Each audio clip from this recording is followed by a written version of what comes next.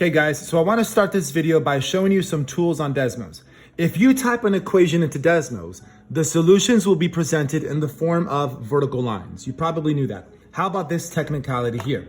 What if you type in an equation? Let's actually use the same one, x squared equals 4. You know that this equation has two answers, 2 and negative 2. However, what if I multiply both sides by the number 3? If I multiply by 3, I still only have 2 answers because I've multiplied by an object that is constant, 3. However, what if I multiply both sides by something that's not a constant? What if I multiply something by a function? Let's say, how about cosine x? If I multiply by cosine x, I have introduced so many more answers. Look, there are answers everywhere. And if I zoom out, bro, there's an infinite amount of answers to this equation. So let me sort of undo what I did. Let me take away the cosine x. Let me take away the cosine x. Leave it like that. Let's go back home. 2 answers. Now, what if I multiply by this here? What if I multiply by, let's say I multiply by, how about e to the power of x? If I multiply by e to the power of x, notice that I still only have 2 answers. So for this example here, the reason that I still only have 2 answers when I multiplied both sides by e to the x is because e to the x is never, ever, ever 0. I'll prove it to you. Let me hide that equation, type in e to the power of x. You see this graph here? This graph is never 0. It'll always be above 0. If you zoom in, you'll see that the graph is always above the x-axis. Look, there it is. You see that? I'll change the color if you want to see. There it is in purple. That graph, e to the x, is never 0. And that's why the original equation only has 2 answers, because I multiplied by a quantity that can never be 0. The only time you'll get more answers to an equation is if you multiply both sides by it by a function that can possibly equal 0, which is why multiplying by cosine x both sides introduces many more solutions, because cosine of x equals 0 many, many times. I'll prove it to you. Let me wipe off this here. Let me wipe off this here. And watch, this is kind of cool, watch. If I type in cosine x, look, it's 0 there and there and there and there. You know what I do? What if I do this? What if I type in cosine x plus 1? It lifted the graph up 1 unit, but it's still 0 there, there, there, there. But what if I go cosine x plus 2? That graph is never 0. This function is never 0, never 0. So I guarantee you one thing, if I multiply my original equation, both sides, by cosine x plus 2, I guarantee you one thing, I promise you, I will still only have 2 solutions to that equation. Look, boom, because I multiplied by a quantity that is never 0. So what I'm trying to get at is, if I have an equation and I have a function on either side, can I cancel out those functions? Sure, if you know for sure that that function that you're removing from both sides is never equal to 0. So, having said that, let's begin this problem. So what exactly are we trying to do as I focus on my paper here? Here is the function, y equals 3 times e to the power of 2x squared. I have my point here. Maybe I can hide the axes and stuff. I have a point there, and I have my function there. And what I want is, I want to find the tangent line that is tangent to the picture, but that crosses through 1/2. Maybe like, if I can use this pen here, maybe like here, right? Because that tangent line, it crosses through the point and it touches the function. And maybe there's another answer over here, because the tangent line touches the curve and it passes through 1/2. So the point is, I am prepared for 2 answers, this one and this one. So I want this to happen and I want this to happen. So what I want to happen, is I want my tangent line to intersect with the original function. I want my tangent line to intersect with the original function. Well, what is my tangent line? Well, let's see. What is the point? The point is 1/2, 0. My tangent line is point slope. So if I focus on my paper now, I have y minus, well, y1 is 0, equals m. X minus x1 is 1/2, right? I know one thing about my line. My tangent line is going to cross through 1/2, 0, and which is why this is x1, y1 in point slope form. Y minus 0 is just y. There. Now, what exactly is this? This is my tangent line. And what do I want my tangent line to do? I want my tangent line to do exactly as it's called. I want it to be tangent to the original equation. I want my tangent line to touch or to equal the original function. And what was the original function? This guy.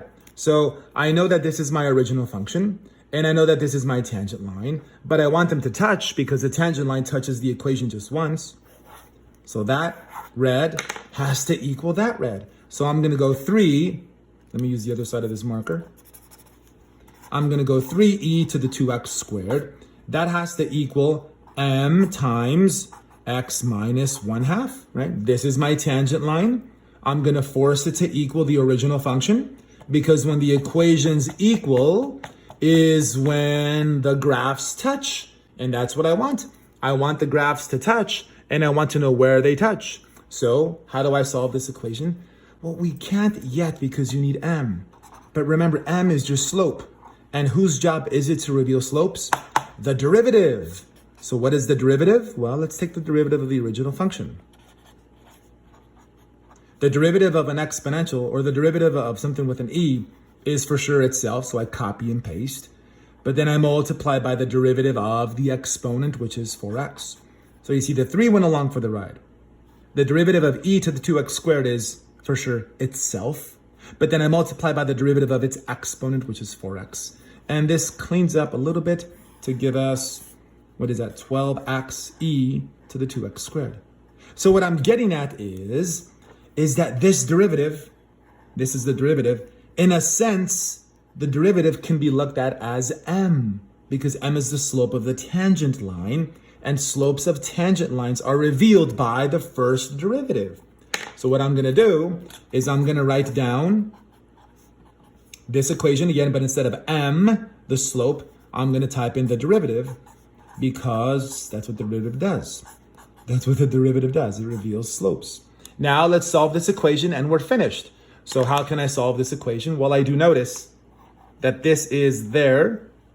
Now, can I cancel these out?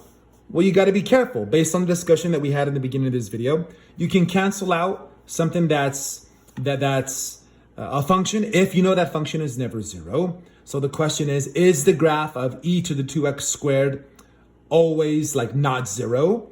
This part here is never ever 0, because if you graph this guy, if you graph this, you'll see that it's never 0. So what I'm saying is it's safe to knock these out. It's safe.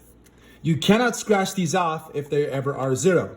Because if you reduce away a function from both sides that is equal to 0, then you lose solutions to that equation.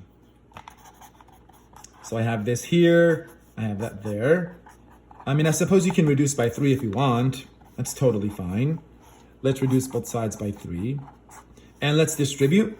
So I have 1 equals 4x squared minus 2x. Why don't you move the 1 to the other side? So I have 0 equals 4x squared minus 2x minus 1.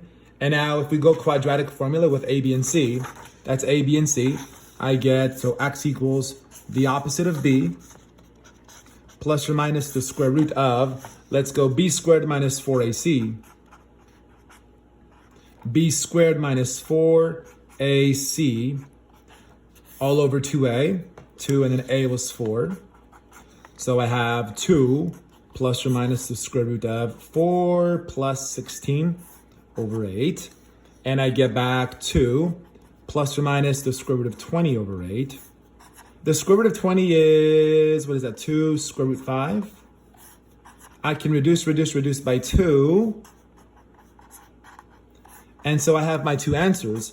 X equals 1 plus the square root of 5 over 4. And then x equals 1 minus the square root of 5 over 4. Let me box this in. And if you want, if all you wanted was the answers, you can leave now. These are the answers to the problem. But you should really understand what the heck just happened.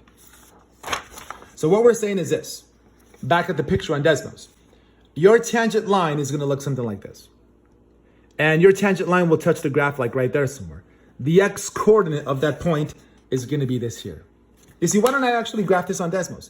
Here I have Desmos there. I have the original function, and I have the point. And what was our tangent line? Our tangent was y equals, and then we had it written down, y equals m times x minus 1/2. Now, the only thing I need to finish this problem is the slope m. What is the slope m? Well, slopes are revealed by the first derivative. That's the derivative. What do you have to tell the derivative? You have to tell the derivative your x coordinate. What was my x coordinate? I had two of them. Let's say we go with 1 plus the square root of 5/4. This is an x coordinate. If I plug this number, if I plug this x coordinate into the derivative, I am going to get the slope of the tangent line that I need to have so that my tangent line is drawn on Desmos, and the tangent line will pass through there and it'll touch up there. So again, I'm going to plug 1 plus the square root of 5/4 into my derivative. Watch what I do on Desmos. Here are more tips and tricks. Call the original function f. And here, just go f prime. That's the derivative. But what do I want to plug into the derivative? 1 plus the square root of 5/4. So 1 plus the square root of 5/4. And that's what I got. Look, 35.9449. That is the slope that I need for my tangent line to have. So you see that slope m? That m has to be that number. So as a matter of fact, why don't I just copy this here? I'm going to copy that, and instead of m, I'm going to replace it. And look at what just happened. This worked out beautifully, didn't it? Look, if I compress the scale, bro, I mean, this just looks perfect. These guys here, they cross at that point, whatever it was. Let's see if we can actually find that point. So the x coordinate was this guy here. Let me copy that. And then the y coordinate is what I get when I plug that number into the original function f. So let me copy this here. Let me paste it in for f, not f prime, but f. And there you see the point of tangency along with the 1/2. And if you want, we can plot the other one. So the other line, what I can do is, let me see, where was my tangent line? This was my tangent line down here. Let me actually duplicate my tangent line. But instead of the slope being 1 plus the square root of 5, I'm going to go 1 minus the square root of 5. So let me change that to a negative. And I'll change the color for you to see. And there you can see the other tangent line right there. You see that? So this works out beautifully. So the key trick was to use the original function and let it equal the tangent line. And the m got replaced by the derivative. And then we canceled out functions that are never zero.